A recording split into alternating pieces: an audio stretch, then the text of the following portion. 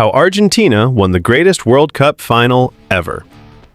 Imagine waiting your entire life for one moment, one match, one trophy, one chance to become immortal. On December 18th, 2022, the football world witnessed what many now call the greatest World Cup final ever played. It was a battle between two generations, the legendary Lionel Messi chasing the only trophy missing from his career, and the unstoppable Kylian Mbappé trying to establish a new era of dominance. But what happened in the final few minutes, and especially during the penalty shootout, turned this match into football history? And if you're excited for the 2026 World Cup, what happened in this shootout may tell us exactly which teams are built to survive the pressure when the next World Cup reaches its biggest moments. But before we relive one of the most unbelievable matches in football history, make sure you hit that like button, subscribe to the Football Vault, and turn on notifications so you never miss our deep dives into football's greatest stories. And while you're watching, let me know in the comments, was the 2022 World Cup Final the greatest football match ever played? Or is there another game that tops it? I read every comment and I'd love to hear your opinion. Now, let's go back to the night that changed football forever. Let's begin. Argentina's perfect start. For nearly 80 minutes, Argentina looked unstoppable. From the opening whistle, Lionel Scaloni's tactical plan was working perfectly. Argentina overloaded the midfield, constantly dragging France's players out of position. France looked unusually passive. Antoine Griezmann left wing. Then came the breakthrough. Angel Di Maria won a penalty after drawing a foul from Ousmane Dembélé. The entire stadium knew who would take it. Lionel Messi, one of the greatest players in football history, one of the biggest moments of his life. No hesitation, no panic. Messi calmly rolled the ball past Hugo Lloris. 1-0 Argentina. But Argentina weren't finished. Just 14 minutes later, they produced one of the greatest counterattacks ever seen in a World Cup final. A move that started deep inside their own half ended with Di Maria finishing brilliantly. 2-0 Argentina. France looked completely defeated. Commentators were already discussing Messi lifting the trophy. But football had one final twist prepared. Actually, several twists.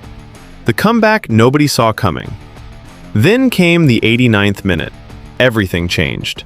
France were awarded a penalty. Kylian Mbappé stepped forward. If he misses, the World Cup is almost certainly gone. If he scores, France has hope. Mbappé buried it. 2-1. And before Argentina could even process what happened, France attacked again. Less than 2 minutes later, Mbappé connected with a stunning volley. 2-2. Just like that. 80 minutes of Argentine dominance had disappeared in less than 120 seconds. The stadium was in shock. Millions watching around the world were in shock. And the match was only getting started. Extra time chaos. Extra time felt less like football and more like a movie script. Messi thought he had finally won it.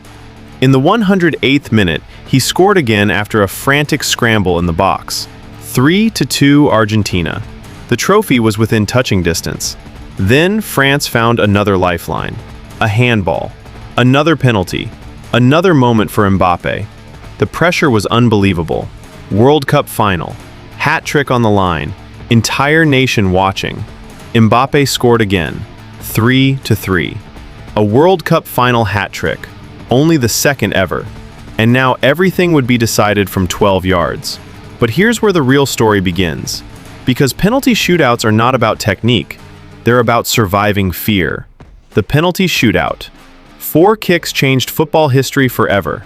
And every penalty carried a different story. Penalty number 1. Messi versus history. Argentina's first taker was Lionel Messi. Could there be anyone else? The pressure was unimaginable. Miss, and every critic would remind the world that Maradona won the World Cup while Messi didn't.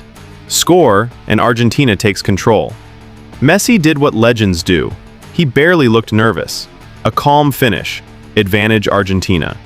Then Mbappé answered immediately. Cold, precise, fearless. 1-1. At this point, nobody knew that the shootout was about to swing dramatically.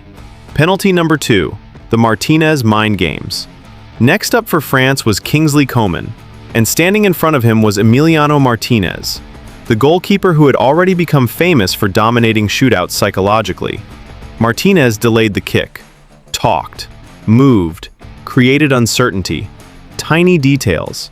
But at this level, tiny details matter. Coman struck low. Martínez saved it. Suddenly, Argentina had the advantage. The entire pressure shifted to France. Then came Paulo Dybala. Imagine being substituted into a World Cup final moments before penalties. One touch could define your career forever. Dybala calmly scored. 2-1 Argentina. The pressure was growing, and France were starting to feel it. Penalty number 3. The moment everything cracked. Now Aurélien Tchouaméni walked toward the spot. A young midfielder, World Cup final, millions watching, and Martínez wasn't done. He famously threw the ball away and forced Tchouaméni to walk and retrieve it himself. Another psychological battle, another layer of pressure. Tchouaméni stepped up and missed, wide. The pressure had finally broken France. Leandro Paredes then converted for Argentina, 3-1. 1 foot on the trophy, 1 foot in history. The last hope. Randall Kolo Muani kept France alive. He scored, 3-2. Now everything came down to one final kick, and the player standing over the ball carried an incredible storyline. Gonzalo Montiel, the same player who had conceded the handball that allowed Mbappé to equalize, the same player who could now redeem himself completely. Miss, and the drama continues. Score, and Argentina becomes world champion. Montiel took a breath, ran forward, shot low into the corner. Goal. Argentina 4, France 2. The wait was over. Lionel Messi was finally a World Cup champion. Why Argentina really won? Most people remember the penalties, but the shootout was won before the first kick was taken. Argentina entered with 3 massive advantages.